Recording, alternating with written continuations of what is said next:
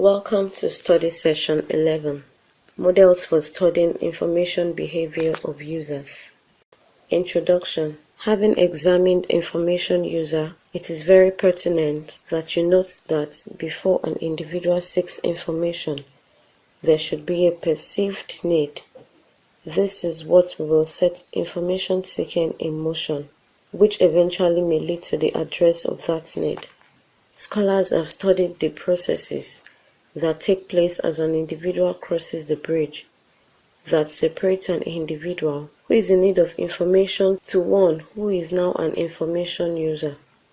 This brings us to the models for studying information behavior of users. The study session will take a look at Wilson's model of information behavior, LIS model of information seeking behavior, and Carl-Stow's information seeking process model, and Devin's sense-making approach. The models provide insight into the process and manner in which users seek the needed information in order to address their information need. Learning outcomes. At the end of the study session, you should be able to 1. Explain the Wilson's model of information behavior. Discuss the LIS's model of information seeking behavior. Identify the different stages of Carl-Stow's information seeking process model, and highlight the Devin's sense-making approach. Models for information behaviors of users. Praise viewed the 4 models that will be considered in this study session as general process model, which focus on microprocesses of daily life, in particular cultural context and social settings. A discussion of the models will be done one after the other. The first to be considered is Wilson. Wilson proposes 2 models of information behavior. The first model was proposed in 1981, while the second was put forward in 1996. The aim of Wilson's 1981 model was to outline the various areas covered by what he proposed as information-seeking behavior as an alternative to information needs. Wilson's first 1981 model suggests that critical to the information-seeking behavior is the information need of the user. The need is satisfied through the use of various information systems that are available and accessible. Through the use of these information systems, the user can retrieve information, the relevance of which determines the success or failure of the information system used. User satisfaction results when the search for information is successful. On the contrary, when the search is not successful, the user will not be satisfied and thus might need to change the information system to a different one that would be productive. In the first model, Wilson shows that information exchange could be part of information-seeking behavior. The information that will be exchanged will be one of great value that could meet the information needs of the user. Although Wilson's model only draws attention to gaps in research, it continues to serve as a framework in present research with as much validity as at the time of its conception. Wilson's second model proposes that an information need is not a primary need, but rather a secondary need that arises out of a more basic kind of need. He expressed that information need is a function of psychological, affective, and cognitive needs. The model also proposes that the user may encounter various forms of hindrances and barriers in his efforts to locate the information that will satisfy his need. This model suggests how information needs come about and the factors that may thwart the actual search for information. The 1996 model of Wilson was not an entirely newly developed model. This is because the basic structure of the 1981 model was retained. Improvements were added to recognize the existence of variables. These variables were added to represent the barriers that could intervene with the information-seeking process. These barriers were identified as psychological, demographic, role-related or interpersonal, environmental, and source characteristics barriers. The model proposes that the variables may either aid the use of information or may affect it. The 1996 model also includes more types of information-seeking behavior than the previous model. The model also highlights the importance of information processing and use. If the processing of the information is not well done, the needed information may not be retrieved by the user, and that may lead to lack of satisfaction. The 1996 model also includes activating mechanisms. These mechanisms are contained in the second and fourth boxes of the diagrammatic representation of the model. They are psychological factors like stress coping, risk and reward theory, social learning theory, and self-efficacy. This model proposes that these mechanisms can stimulate the user to continue with the information-seeking process. The Wilson's 1996 model also incorporates constructs from other models. Wilson 2005, as cited by Perez, opined that decision to seek information to satisfy an information need could be related to Folksman's stress coping theory, while the decision to search information sources could be associated with Bondera's risk-rewarding theory. In addition, the works of LIS, which will be considered next, was also used in Wilson's 1996 model. The active search and ongoing search that was used to describe information activities, and the passive attention and passive search mode, which deal with information encountering, was constructs in Ellis' behavioral characteristics of information. This showed that, rather than oppose each other, the models on information-seeking behavior actually complement each other. This no doubt has helped the quality of research. The second model that will now be discussed is Ellis' 1994 model of information-seeking behavior. Ellis' model of information-seeking behavior was first developed in 1984. This model has been used by different scholars to study the information-seeking behavior of different target groups and categories of users. Among those that were studied by Ellis were physicists, chemists, social sciences, and engineers. Ellis developed an 8-featured model of information-seeking behavior. The 8 features of Ellis' model of information-seeking behavior represent types of activities rather than stages that the users of information systems might want to accomplish through the systems, and do not directly provide any design specifications for the system. These are thus starting or surveying, browsing, chaining, monitoring, differentiating, extracting, filtering, or verifying and ending. Starting and surveying. Starting or surveying activities from the beginning of the search process. This represents the initial searching that takes place when a research problem has been established. This involves identifying the initial materials to search through and select starting points for the search. Various information sources like colleagues, library, internet, and others are consulted at this level. The activities carried out are those associated with the onset of information seeking. Browsing.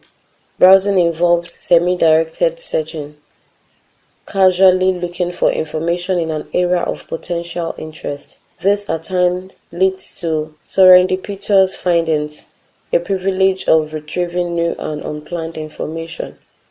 Browsing can be done through scanning of journals and tables of contents and the like, in an attempt to find something of particular interest.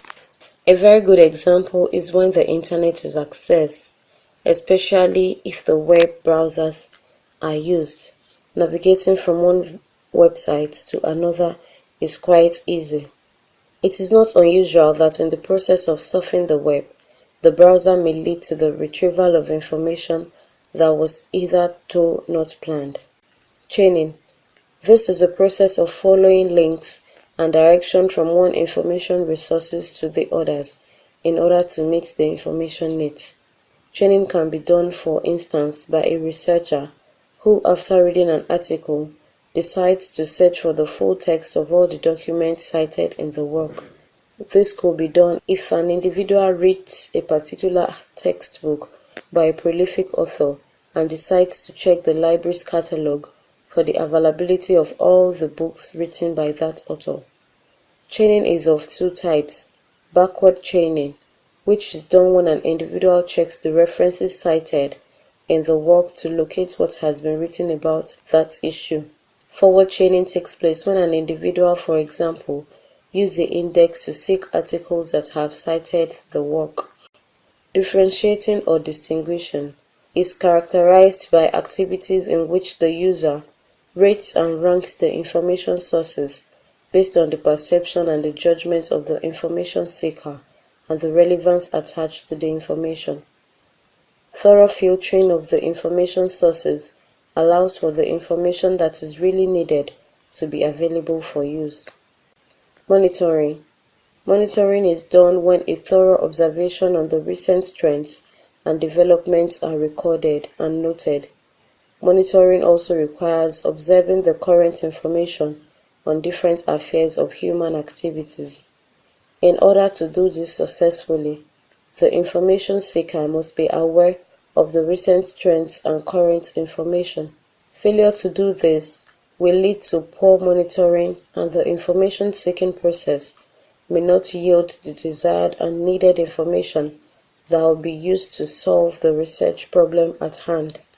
Filtering. Filtering is a process of using certain standards or procedures when searching for information to make the information as relevant and precise as possible, mainly through advanced searching techniques like keyword search and computerized literature searches.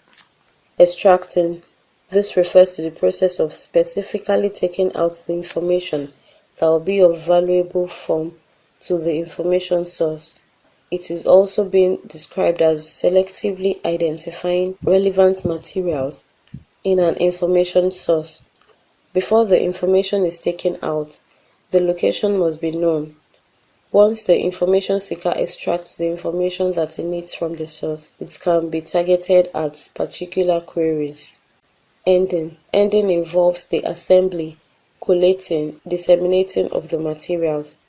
In case doubt still exists, then all loose ends will be tied through a final search. LIS information seeking behavior model has contributed greatly to the understanding of the way people need, seek, manage, give and use of information in different contexts.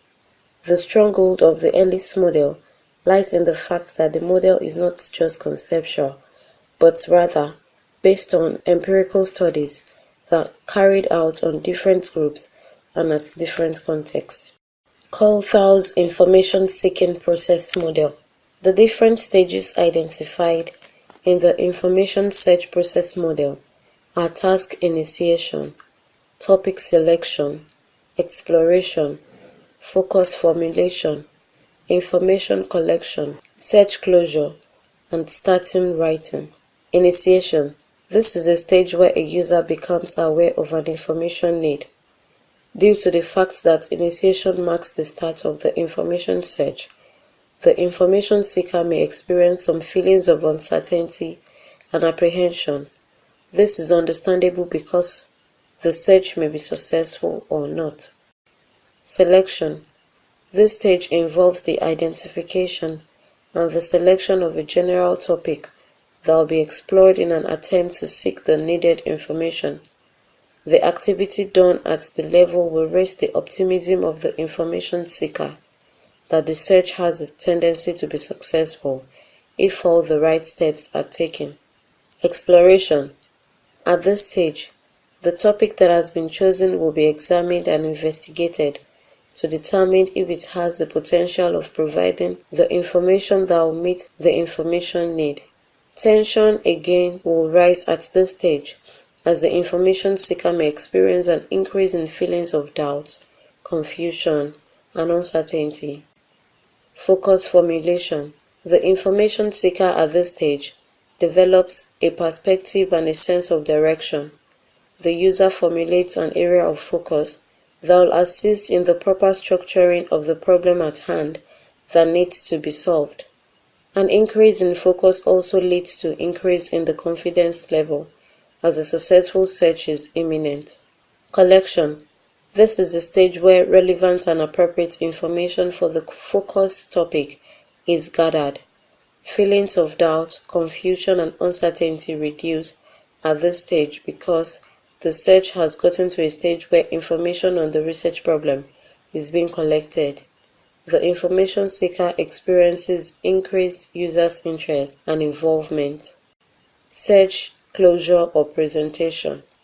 The stage marks the end of the search. This information seeker has the opportunity of using the information and to report the findings.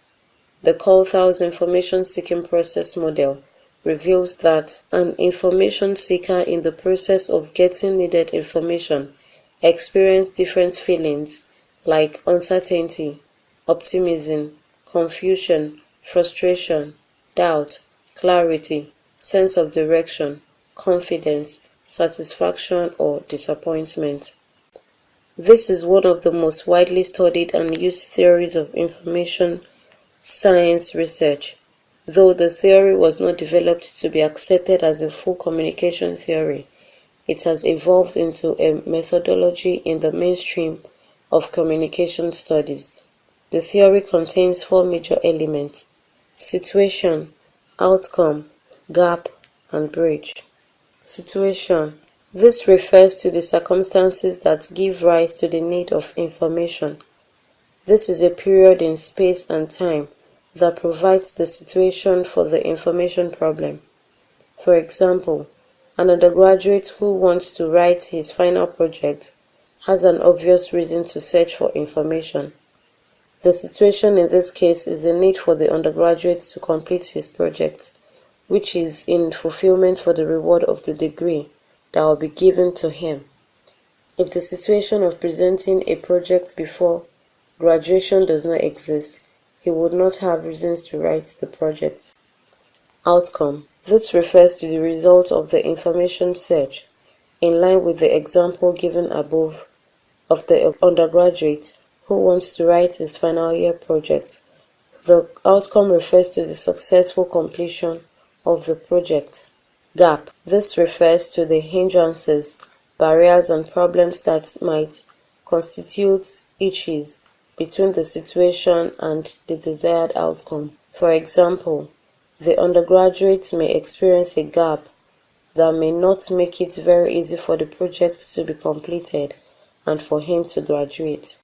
The gap that may be experienced by the undergraduates may include unavailability of scholarly articles on the topic chosen and lack of appropriate sampling method to select the desired sample that will be studied.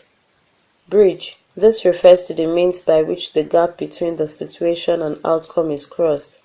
For instance, the undergraduate may develop ways to bridge the gap.